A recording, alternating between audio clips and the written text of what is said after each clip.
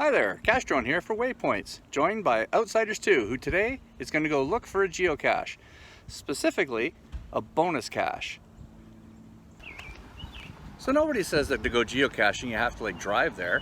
You know what, so Outsiders 2 and I have decided we're just going to walk over to a nearby geocache. It's only a kilometer away from home, so why not make a nice Sunday morning walk out of it? So right now, we're walking towards the final of a 3-part geocache. Outsiders 2 has already picked out stages 1 and stages 2. The final on this one, after you put the 2 sets of coordinates together, actually leads you to a letterbox. Now, today's guidelines wouldn't allow this, but this is a nice novel twist on the bonus cache idea. For those of you unfamiliar with a bonus cache, it requires picking up clues from 2 or more geocaches that lead you to a final series completion cache. These can be quite rewarding as it gives you a great sense of accomplishment for having completed the entire set. Also, we get to walk through one of our local neighborhoods and get to see some of the other houses, say hello to some of our neighbors, while keeping our social distancing, of course. Let's imagine we're going to create ourselves a letterbox hybrid. We have lots of variations that we can use, and all of them would qualify as a letterbox hybrid. The first one is just to make a simple traditional cache, add a stamp, and voila, you've got yourself a letterbox. You can also create a multi-cache. Same setup as a regular multi-cache, put a stamp in the final location, and there you go, another letterbox hybrid. And lastly, you can make yourself a puzzle cache, unknown cache, mystery cache, whatever it is that you call them. Put a stamp inside, and you've upgraded it to a letterbox hybrid. The one exception is the Where I Go cache. Even though you could put a stamp in it, because there's a Where I Go cartridge associated with it, that overrides everything and keeps it as a Where I Go. So unfortunately, you can't make a letterbox and have a cartridge at the same time. So we mentioned that this was a letterbox. And for a letterbox to be a valid letterbox hybrid, it needs to have a stamp, just like the one Outsiders 2 is holding in her hand. That is a key component of this geocache type.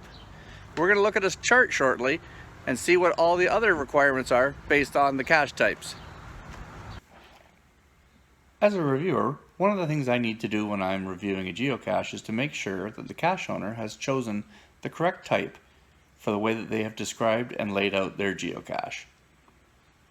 On the screen, you can see a flowchart that I use just to help me make sure that I don't miss anything. The first thing that I check for is to see if it's a bonus cache or a challenge cache. If it is, it must be listed as a mystery cache. You might remember earlier in the video I commented that the cache that we were going for today was not exactly compliant with the guidelines as they're written right now, but it was okay back then. So you can see, because we were finding 2 caches that led to that one, it should have been listed as a bonus cache and then a mystery cache. Moving on, if that wasn't the case, but there was a Where I Go cartridge involved, the geocache must be listed as a Where I Go cache. We kind of covered that in the previous example as well. If there's no cartridge, but there's a stamp in the container, then it qualifies to be a letterbox hybrid cache. No stamp, no cartridge, not a bonus or a challenge, moves us on to the 4th box and says, is the logbook at the posted coordinates? And that would actually just make it a regular traditional cache. If the logbook is not the posted coordinates, but you need to go to the posted coordinates to get some offset information, something that redirects you to the next stage that leads you eventually to the logbook, that makes it a multi-cache. If in some strange situation that none of those 5 apply, chances are it's going to be a mystery cache, which is considered the catch-all for all cache types. Now, some people will argue that, having a lock on the container makes it a mystery cache right off the bat, or if there's a special tool required, then it must be a mystery cache. I'm not a big fan of that. As far as I'm concerned, if it's at the posted coordinates and you don't need to go and do anything extra, then it's it's going to be a traditional cache. So even if it's locked and you have to solve a puzzle, that's just a field puzzle attribute and doesn't change the cache type. So hopefully you find this chart helpful when you're deciding what cache type that you should be putting out. Another important thing is, after you're done with the geocache, put everything back exactly as you found it. No point in saying, I think it's supposed to be over here or over there. I mean, clearly this one's pretty obvious where it's supposed to be. But when you're out finding geocaches, don't move them to a spot you think might be better. It might not match the hint or the description, and plus when the cache owner goes back to look for it, they're not going to know where to look because they've got it locked in their head where they placed it. So there you have it.